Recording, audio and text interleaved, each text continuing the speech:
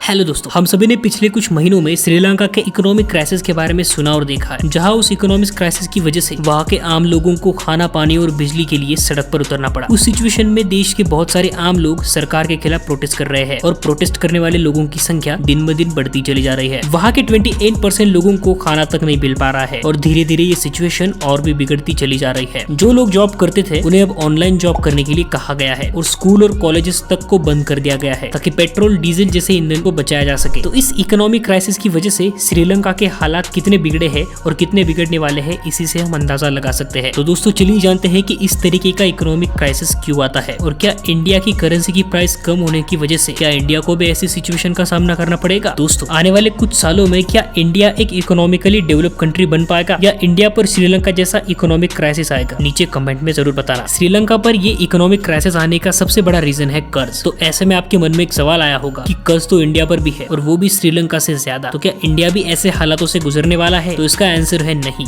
अब जरा इसको डिटेल में समझते हैं। श्रीलंका पर टोटल $51 बिलियन का कर्ज है और इंडिया की बात करें तो इंडिया पर $620 बिलियन का कर्ज है। अब अगर हम इंडिया का नंबर देखें तो वो श्रीलंका से 12 गुना ज्यादा है, लेकिन अगर हम श्रीलंका के जीडीपी के मुकाबले इसके कर्ज को देखें तो वो 119% है, यानी श्रीलंका के कुल जीडीपी में से 19% ज्यादा है। अगर हम उसे कंपेयर करें इंडिया से तो इंडिया का कर्ज उसके जीडीपी के मुकाबले सिर्फ 19% है। अगर हम दुनिया के कुछ इंपॉर्टेंट देशों के कर्ज को देखें तो अमेरिका पर $30,400 बिलियन का कर्ज है, चाइना पर $13,000 बिलियन का कर्ज है, इंग्लैंड पर $9,020 बिलियन का और फ्रांस पर $7,320 बिलियन का कर्ज है। वही इन देशों की जीडीपी के मुकाबले कर्ज का परसेंटेज देखें तो अमेरिका का 101% है, चाइना का 15% है, इंग्लैंड का 317% है, फ्रांस का 256% है। इन देशों के कंपैरिजन में इंडिया का परसेंटेज सिर्फ 19% ही है। तो दोस्तों इसी बात से अंदाजा लगाया जा सकता है कि किसी भी देश का कर्ज अगर उस देश की जीडीपी जितना या उससे ज्यादा हो तो उस देश में श्रीलंका जैसी इकोनॉमिक क्राइसिस हो सकती है। अब आपको पता चल गया होगा कि इंडिया पर श्रीलंका जैसे हालात होंगे या नहीं। अब जरा ये भी समझने की कोशिश करते हैं कि किसी भी देश की करेंसी कम होने से उसकी इकोनॉमी में क्या चेंजेस होते हैं। कहने का मतलब ये है कि अगर इंडिया का ₹1 अगर $1 के बराबर हो जाए तो क्या होगा। तो चलिए जानने की कोशिश करते हैं। आप सभी को पता होगा कि दिन ब दिन इंडियन रुपीज की प्राइस नीचे ही गिरती चली जा रही है और ये बात अब की नहीं है, बल्कि देश की आजादी के वक्त से ही इंडियन रुपीज की वैल्यू नीचे गिरती आई है। आजादी के वक्त में हमारी करेंसी में फिक्स चेंज रेट हुआ करता था और इंडिया का ₹1 एक्चुअल में $1 के बराबर था, यानी उस वक्त रुपीज और डॉलर की वैल्यू बिल्कुल इक्वल थी। 1915 के आसपास सरकार ने देश के डेवलपमेंट पर बहुत सारा खर्चा किया, लेकिन इतना ज्यादा पैसा देश में कमाया नहीं जा रहा था। उसके बाद इंडिया ने बहुत सारे दूसरे देशों से कर्ज लिया, लेकिन उस कर्ज को चुकाने का पैसे नहीं थे, तो सरकार ने रुपीज की वैल्यू को डी वैल्यू कर दिया, यानी ज्यादा नोट छाप कर पैसों की सप्लाई बढ़ा दिया, जिसकी वजह से रुपीज की वैल्यू नीचे गिरती चली गई। उसके बाद इंडिया ने बहुत सारी जंग को अंजाम दिया, जिसकी वजह से इंडिया को इकोनॉमिकली बहुत सारे नुकसान का सामना करना पड़ा। तो ऐसे में इकोनॉमी को बूस्ट करने के लिए फॉरेन इन्वेस्टमेंट की काफी जरूरत थी, क्योंकि जो इन्वेस्ट करने वाले देश होते हैं वो ये देखते हैं कि इस देश में कुछ चीजें सस्ती मिलती है, जिसकी वजह से वो देश में इन्वेस्ट कर पाते हैं। और इसी वजह से सरकार ने फिर एक्सचेंज रेट बदल दिया और $1 इक्वल ₹7 इतना कर दिया। उसके बाद 1973 में दुनिया को एक बहुत ही बड़े ऑयल क्राइसिस का सामना करना पड़ा, जिसकी वजह से इंडिया में जो ऑयल आता था उसकी प्राइस बहुत ज्यादा बढ़ गई, जिसकी वजह से इंडियन करेंसी की प्राइस और भी नीचे गिर गई। बाद में